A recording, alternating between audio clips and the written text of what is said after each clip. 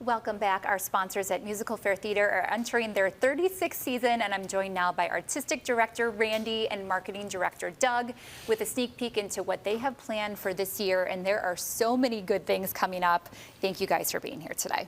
Thank you. All right, share more. You have a number of good events coming up, good shows. Share more about what we can expect. Well, this is an incredible year for us because we're moving downtown to 710 Theater, right there in the Theater District, part of the Shays campus. And so all 5 of our shows are there now, and we really look forward to igniting the Theater District with about 100 performances in the year. Very exciting things to come, and you have a number of different shows. Let's hear more about what people can expect. Well, we open on October 23rd with Come From Away.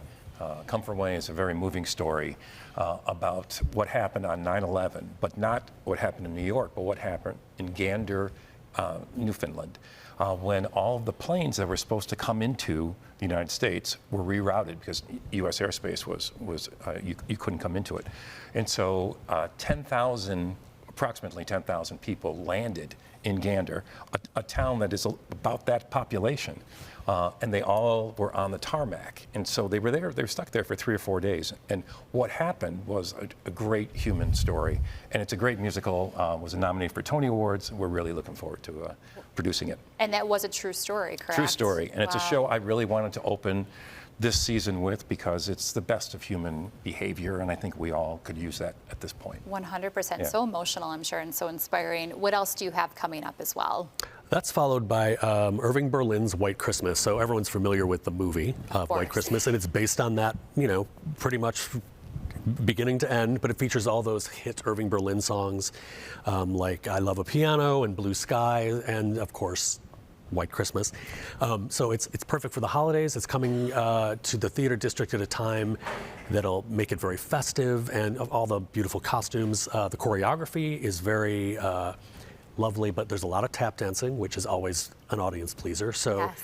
You can't go wrong with Irving Berlin or with White Christmas. All right, and then what else do you have coming up? I'm excited for the upcoming. What else you have? Yeah. Oh yeah, wait till you see. So the next one right after that is A Gentleman's Guide to Love and Murder. Now, A Gentleman's Guide to Love and Murder is a ridiculous comedy where a low-born Englishman named Monty finds out that he's like in line for an earldom and realizes the only way he's going to get to be the earl is to bump off everybody in his way. So he has to find elaborate, ridiculous, silly ways to bump off the people in his family in order to get to the earldom.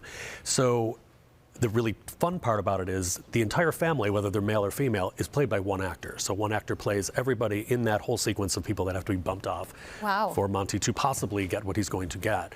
And the thing about Gentleman's Guide that's interesting is that that's the show we were about to go into rehearsals for in 2020 when lockdown happened. So right before that, we had to stop.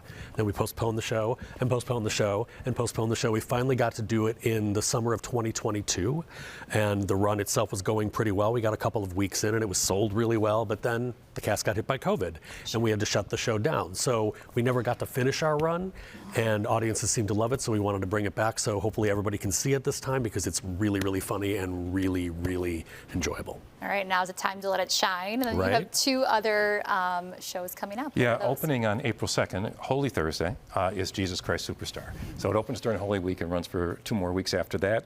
And everyone knows this story. So I'm directing it, and my job, I think, as a director, is to make people see it as if they're seeing it for the first time.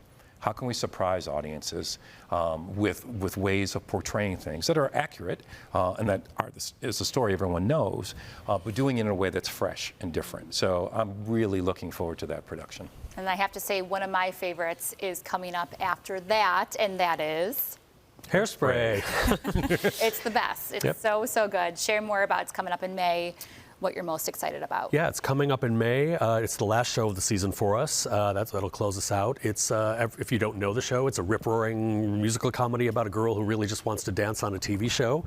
That's the short version of it, but it involves a lot of pursuing your dreams and perseverance and being accepting of other people and doing your best to be a good human being at the same time that you have this incredible score with songs like You Can't Stop the Beat and Good Morning Baltimore that have to become part of the lexicon at this point, and we're really looking forward to that one too. And the costumes in Hairspray. Oh my gosh. You can't get any better. It's so fun. Yeah. So fun. Share more. Are people still able to audition for these shows? Have you closed off auditions? How does that work? We actually just finished auditions about 7 to 10 days ago.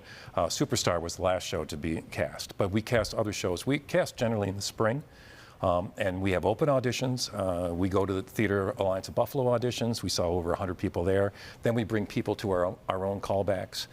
So it's quite an exhaustive process. It takes many days to do, but we just finished up. So we are all set to go, and we're very excited about the people who are going to be on our stage. All right, and let's talk about the Cabaret, your Amherst location, where that is at. Yeah, so we're doing a one-off. You know, we were at Damon University for many, many years, but we're going to go out to Canterbury Woods to their Performing Arts Center. We're doing something called A Girl, a Guy, a Piano, and that's me in that picture. And that is Teresa Quinn, our musical director, who also happens to be my wife. And so we do a show called A Girl, a Guy, a Piano. It's just the two of us at one piano. We both play. Teresa sings like a dream. I sing okay when she's singing. You know, I sound much better when she's singing. Sure. And we do this great mix of music. So we will do Mozart, but we will do the Beatles. We will do Leonard Bernstein, but we will do Leonard Skinner. We'll do Ray Charles. And all different types, Scott Joplin, Stephen Sondheim, Rodgers and Hammerstein. So all different types of music. And we have a sort of a running dialogue during the show. So it's just something that's fun for people to see. And it's just a one night only out there at the Canterbury Woods Performing Arts Center. And how can those watching get tickets for all these different shows that are coming up next year? All of our shows, whether at 710 or Canterbury Woods, are available at our website, MusicalFare.com, and that's musicalfare.com. Okay, thank you both for being here. I cannot wait to come check out these shows. It's going to be great. Thank you. All right, for more information on our sponsors at MusicalFare Theater and everything they have planned for their 36th season, you can visit musicalfare.com. Thank you again.